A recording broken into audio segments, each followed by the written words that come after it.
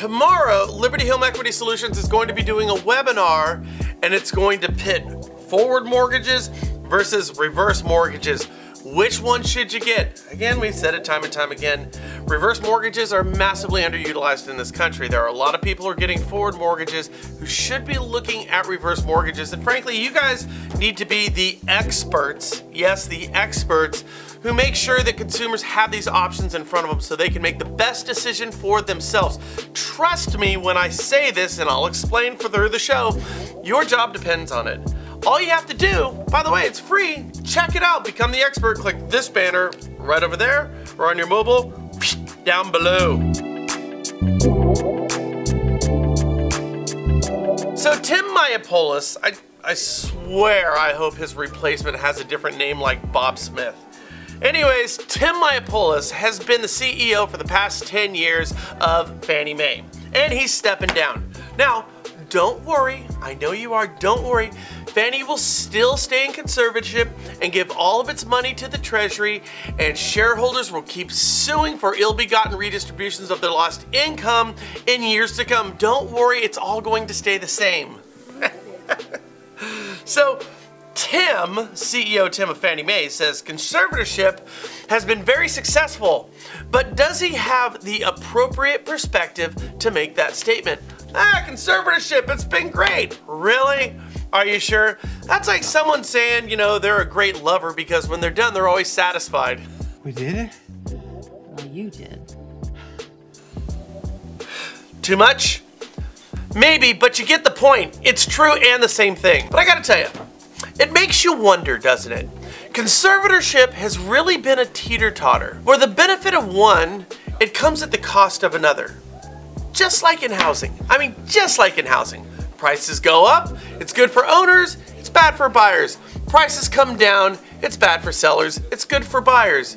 Congressional sweeps, it's good for the Treasury, bad for the shareholders that are not named Uncle Sam. You get the point. Anyways, Tim has certainly had one of the broadest perspectives on housing over the last decade of anybody in this country. As CEO for the last decade of Fannie Mae, you would have to put him on a small list of people who really sees housing three-dimensionally. Now, in his remarks, his deathbed remarks, on his last day of employment as a high-paid civil servant, Tim says, as for the technological side of things, I see a smartphone-focused housing experience in the future, where a prospective buyer can take a picture of a house on their phone and instantly get the value of the home and mountains of information about it. Then, with a swipe, grant access to their financial information and have a mortgage offered for the house ready to go in minutes or hours. Did you hear that? This is the head of Fannie Mae who said this on his deathbed on the way out the door. Now, do you have any thoughts about this, what he just said? Gotta tell you, it makes you think, doesn't it? Or it should make you think. Here's a question. In what he just said, is there a role in that scenario for a loan officer, for a mortgage company? I mean, what's he saying here, guys? Take a picture of a house, swipe and get information, push a button, get a loan? Hell, my gosh, do you have a role in this future? Because I gotta tell you, you know, part of the problem with housing in the past was the whole easy come, easy go approach to the process. I mean, we had no doc loans, high LTVs, whatever, I could walk away. No education to get the house, walk away. Just show up and sign papers and enjoy your new house. That's how it was. Yet when the market turned on you, you guys just walked away from your house. Because why? Easy come, easy go.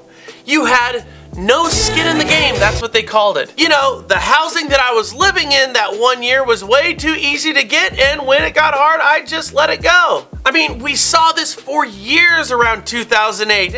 I got the loan easy, no skin in the game, easy come, easy go. See, housing was just the dating type.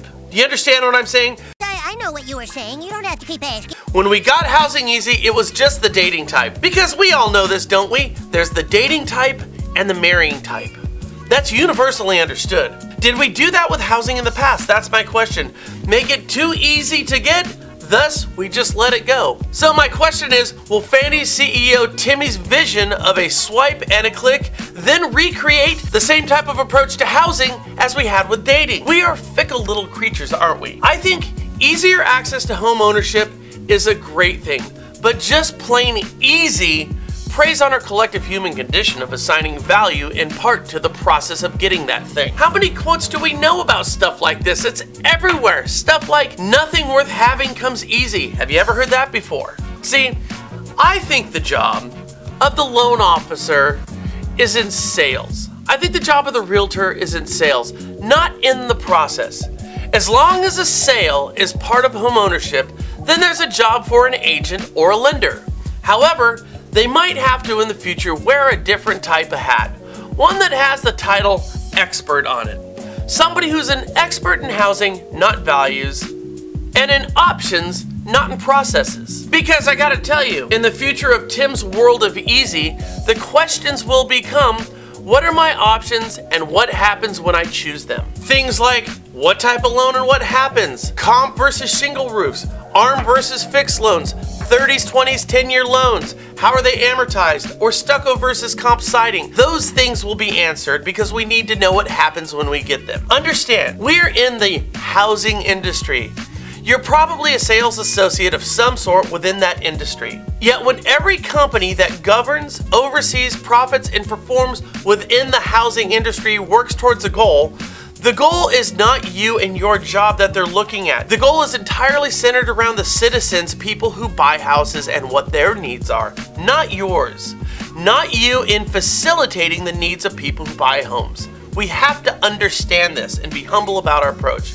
In fact, you are, by and large, viewed as a problem in the process by everybody. And I'm not being a jerk, but think about it. How do we automate you out of the equation? Because you are the problem of miscommunication, misinformation, in some cases fraud, and high costs, and yes, even how long it takes. Because how can we make the process just a swipe and a click away?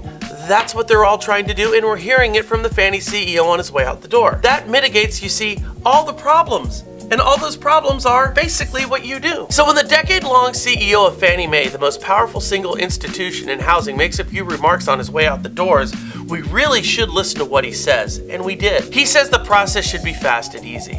I say watch out what you ask for. And all of us in sales should provide the value of our place in housing by approaching our jobs as experts. Some of you already do, some of you need to work on it. Now, for those who don't, this may require you to make changes, in some case drastically transformative changes to what you do and how you behave in your job in a sales capacity. But hey, it's like the old saying goes, right? We know that. Nothing worth having, like your job, comes easy.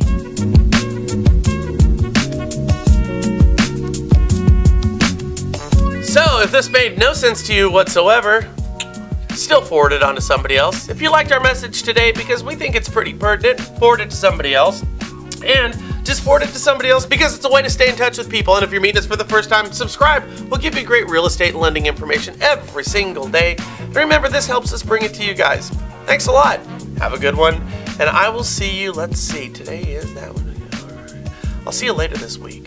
Maybe tomorrow. Bye.